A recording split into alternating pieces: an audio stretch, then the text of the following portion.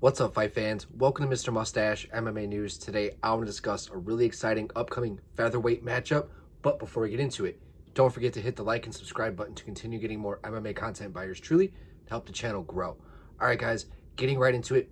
This Saturday, we got a pretty cool fight between Nate the Train Landwehr taking on Morgan Charriere in a Striker's Delight matchup where we got two guys coming off of a loss, kind of lopsided losses, right? I mean, especially for Nate, no disrespect, he went out there, fought a guy who was once a heavily touted prospect in Doo-Ho Choi.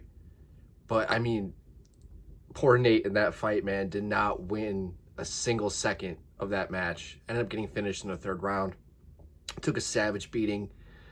The most that you could take away from that fight is that he showed heart. But, Nate the Train is exactly that. He is a train. He moves forward. He's hard to stop. He's all power, all grit, will, determination, all toughness. That is what gets him to the show. He breaks his opponents, marches forward, devastating power. But in his two fights where he fought really high level mixed martial artists in Doo-Ho Choi and Dan Ige, you kind of saw the difference there. But anytime where he hasn't fought those guys, because no disrespect to Jamal Emmers, very good fighter, and he did drop Nate early in their fight, Nate was really able to just utilize his toughness and just his unwillingness to give up, and he broke Jamal in that fight. And he has a really good habit of doing that. He reminds me a lot of Darren Elkins, the guy that he even fought against about 5 years ago. And here against Morgan Charriere, where Morgan, he's a little bit more wild, a little bit more of a kickboxing style. He likes to work with distance a little bit. So I think with that, I think he's going to struggle against Nate. But then again, like, if he can keep Nate at bay, Nate's a very hittable guy.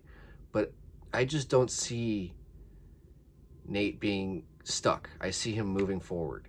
I see him being able to break that distance over a guy like Morgan Charriere, who is tough, athletic, explosive, good kicks, little unpredictable, little wild, but that's kind of, he's paid for that, especially like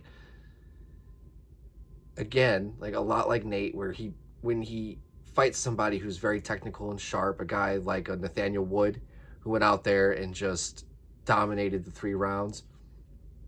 When he fought Chepe Mariscal, it showed, that crisp, tight, technical boxing style of Chepe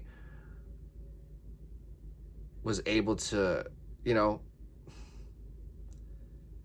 be a step ahead of the more wild and risky style of Morgan Charriere.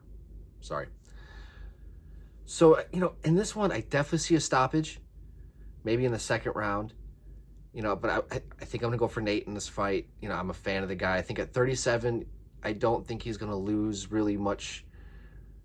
Because at featherweight, the more you age, the quicker, a lot faster than as if you were at a heavier weight class, you kind of lose that edge. But I think with his fighting style, what makes him so good is going to help his longevity in his career.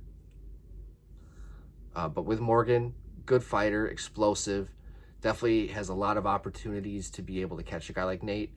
I'm just wondering if he'll be able to put Nate away, and if he doesn't, if he'll be able to hang in there rounds 3 or 2 and 3, right? But guys, that's going to do it for today. I'd love to hear your guys' thoughts on this matchup. Do you guys have Nate? Do you guys have Morgan? Love to hear your guys' thoughts, but that's going to do it for today, guys. Mr. Mustache, MMA News out. Let's fucking go, fight fans.